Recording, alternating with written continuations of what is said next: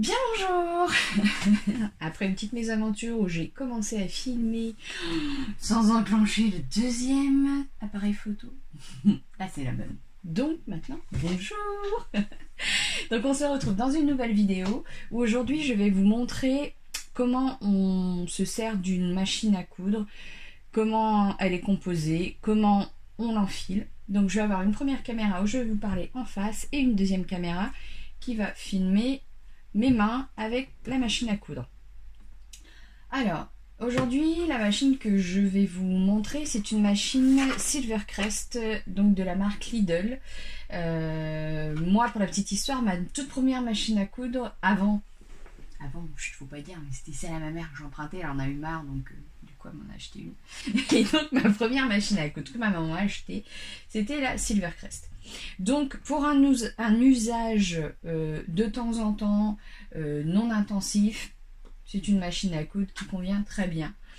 Moi, elle m'a pas fait longtemps parce que j'en avais pas un usage de temps en temps. J'avais un usage intensif et du coup je suis passée à la gamme au-dessus.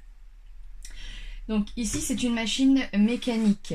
Nous avons aussi des machines électroniques que vend Lidl, mais celle-ci c'est vraiment la basique, celle à 79,99 €, enfin 80 euros. Et donc pour commencer, je vous la recommande vivement, chaudement, comme vous voulez.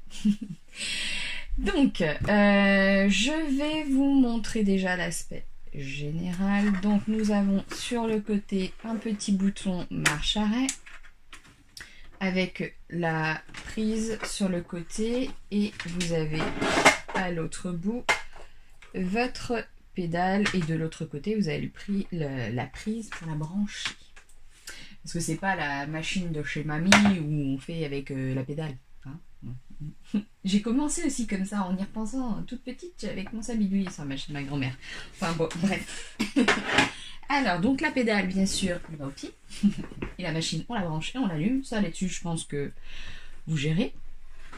Alors, nous avons sur la machine, pour commencer, ici.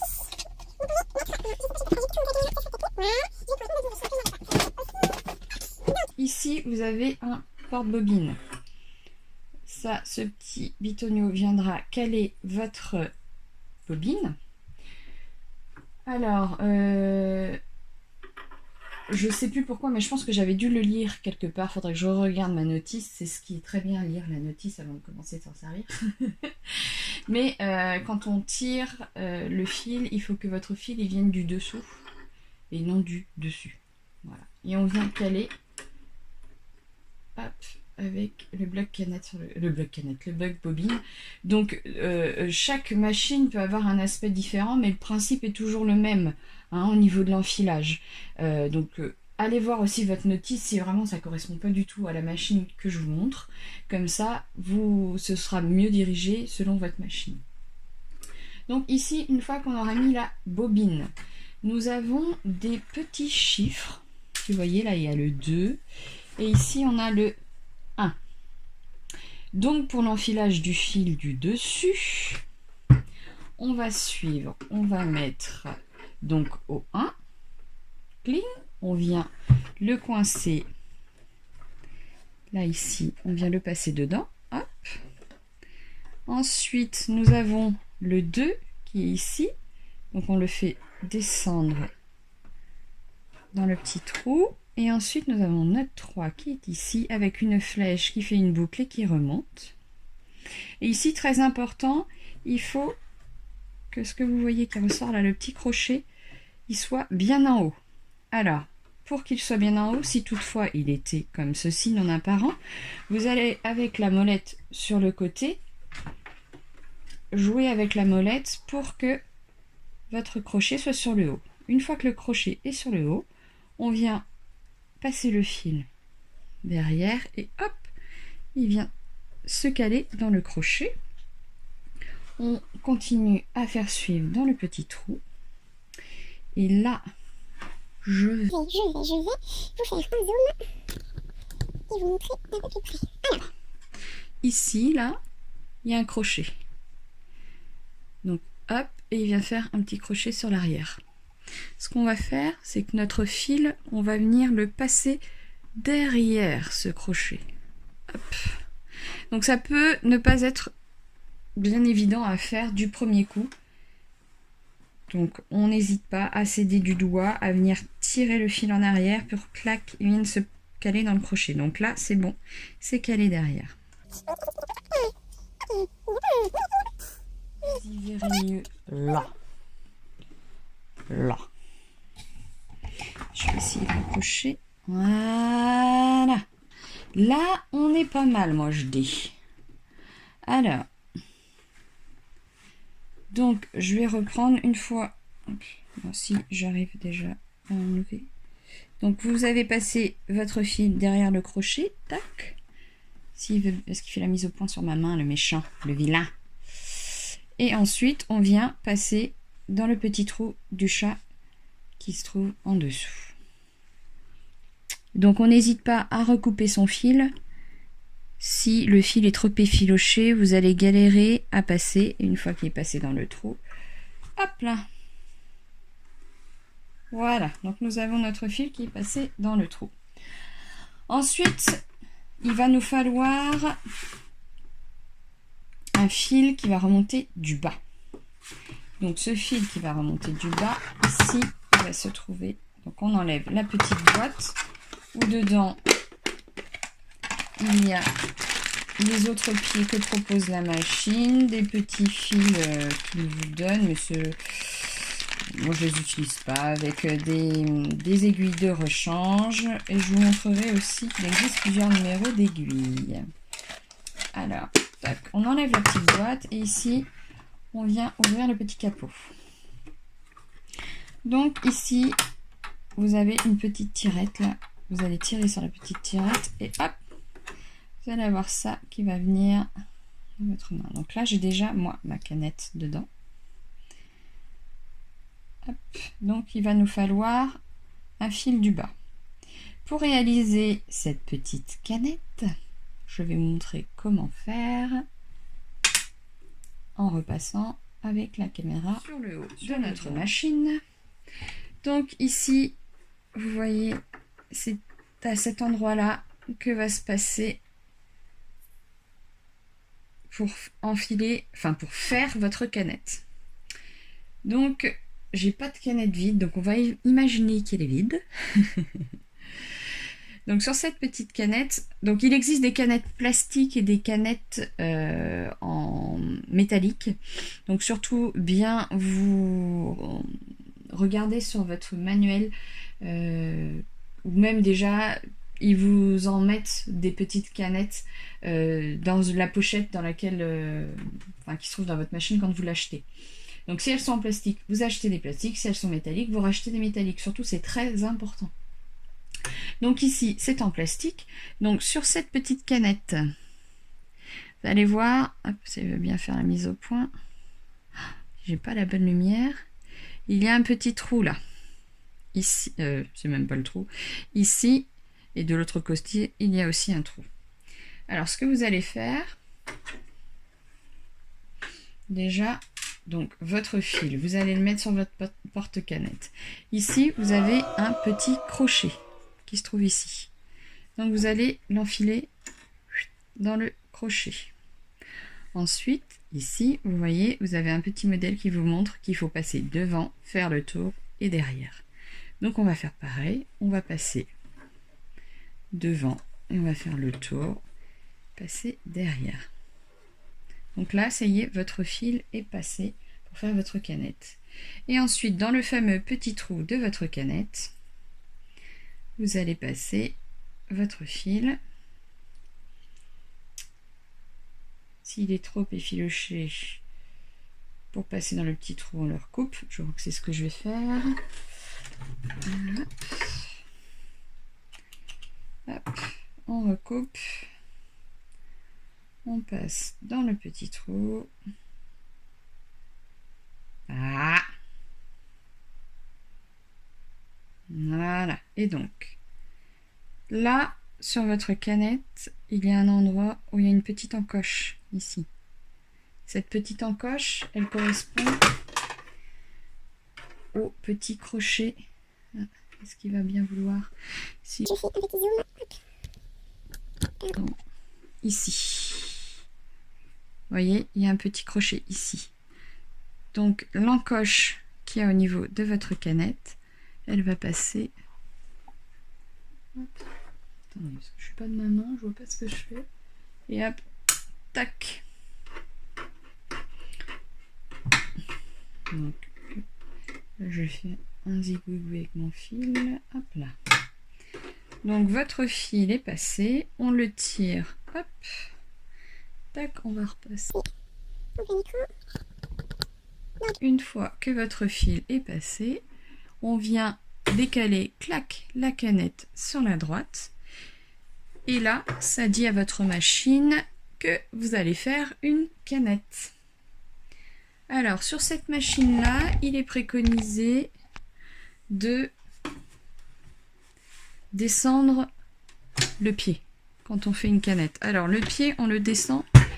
Il y a ici, on monte, on descend, tout simple. Donc, une fois que tout ça est fait, que l'on a enclenché la canette sur la droite plus baisser le pied, on vient avec la pédale. Alors, surtout, ce qui est très important, c'est de ne pas appuyer à fond sur la pédale. Si vous appuyez à fond sur la pédale, vous allez faire très rapidement votre canette. Et cela peut jouer sur la qualité de votre couture. Si votre canette est mal faite, vous allez faire que des nœuds. Ça va vous décourager de coudre. Je vous le dis, ne faites pas votre canette à fond.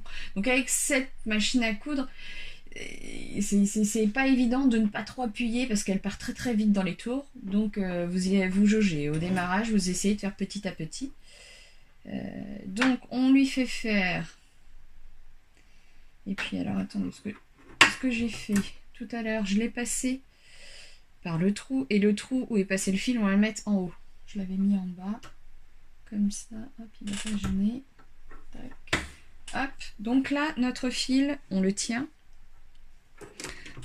On le tient et on vient faire tout doucement notre canette. Et une fois qu'elle a commencé à faire quelques tours, on peut se permettre de couper le fil du haut.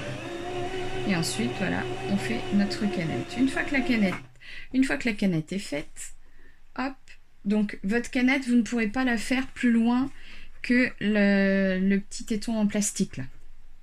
Votre fil va se bloquer. Donc, elle ne pourra pas faire plus de tours. Donc, des fois, ça ne sert à rien de faire une canette complète si c'est pour une petite couture. Hein. C'est juste petite info. Alors, pour enlever la canette, hop, on la claque sur la gauche.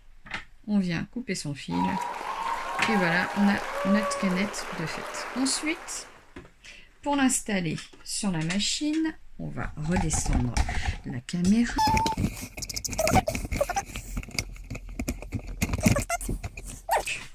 On revient avec ceci qui a la petite tirette et notre canette. Donc il faut mettre notre canette dedans. Là là-dessus c'est pas compliqué, mais il y a un sens. Il faut que quand on tire son fil, la bobine, enfin la canette se déroule dans le sens des aiguilles d'une montre. Là ici elle se déroule dans le sens inverse. Donc on va prendre dans l'autre sens et quand on tire dessus, la canette se déroule bien dans le sens des aiguilles d'une montre. Donc c'est dans ce sens-là qu'on va l'insérer là-dedans. Hop. Là, rien de compliqué. Ensuite, vous voyez ici, vous avez un petit truc métallique qui est dissocié du gros bloc. Et donc, on va venir passer notre canette dans la petite notre fil dans la petite encoche que vous voyez juste là. Et ensuite, on va remonter, faire glisser sous la petite plaque métallique. Hop, et voilà. Votre canette est montée. Et donc là, on peut s'apercevoir que quand on tire, elle se déroule bien dans le sens des aiguilles d'une montre. Ensuite, on va prendre notre petit crochet ouvert. On va la tenir comme ça, par ici. Alors, on va revenir à l'intérieur. Ici, vous voyez, il y a une petite encoche. Cette encoche, elle correspond au petit crochet que l'on a en haut là. Donc dans le trou on va venir mettre ici et ensuite le petit crochet va venir se mettre dans l'encoche en haut. Et voilà, donc on a bien notre crochet qui est dans notre encoche. Donc là on a toujours notre fil qui est ici. Maintenant le but c'est de faire remonter le fil en haut. Alors comment je vais réenfiler ma machine avec mon fil correctement en haut?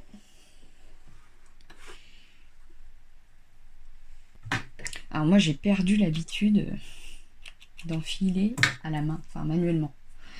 Parce que sur ma machine électronique, j'ai un enfil aiguille, j'ai clac, et ça y est, elle est enfilée. Je suis venue feignante de l'enfilage de l'aiguille. Oh, qu'est-ce que ça m'a pas manqué. Hop là, voilà. Alors, on va venir ici. Donc on a bien notre fil en haut qui est là. Donc on va lever notre pied. Et le but du jeu, c'est de venir chercher avec le fil du haut le fil en bas. Alors, important, on retient notre fil du haut avec notre main et avec la molette qui est sur le côté de la machine à coudre, on vient donc tourner la molette vers soi pour la faire descendre. Elle va aller chercher le fil en dessous. On remonte la molette jusqu'à temps qu'on ait notre crochet, vous saviez, qui se trouvait tout en haut. Notre crochet qui se trouve là. Ah, si elle veut bien y aller. Notre crochet. Eh ben non. Notre crochet qui est là, il faut bien qu'il soit tout en haut pour que notre aiguille soit remontée ici au maximum tout en haut. Et ensuite, on vient tirer avec le fil d'en haut et avec une paire de ciseaux ou autre chose, vous allez venir chercher votre fil du bas. Et donc, on a bien notre fil du haut ici et notre fil du bas ici. Voilà. Et donc là, on vient couper le superflu. Ici, vous avez un coupe-fil sur le côté. Le superflu du fil, paf, et c'est bon. Notre machine est prête pour coudre. Comme je vous avais dit, hein, c'est pas sorcier. Alors, une fois que vous avez fait ça, vous pouvez vous entraîner déjà avant les premiers ateliers couture à vous entraîner à coudre droit. Donc, coudre droit, on va s'aider du côté. Donc, nous avons notre pied de biche ici. Et le but du jeu, quand on coud, c'est de suivre sur le côté ici, là. Donc, je vais me prendre un morceau de tissu. Hop. Donc le tissu, on va venir mettre notre bord de pied de biche et le tissu à suivre, le bord du pied de biche. Et ensuite, quand on coud, donc on se règle ici sur le point droit. Il correspond à la lettre A. Donc ici, nous allons mettre en face de la lettre A. On est bon. Pour une couture ordinaire, on va se mettre entre 3 et 4. Moi, je sais que j'aime bien me mettre au numéro 3. Donc ça, c'est la longueur de votre point. Ici.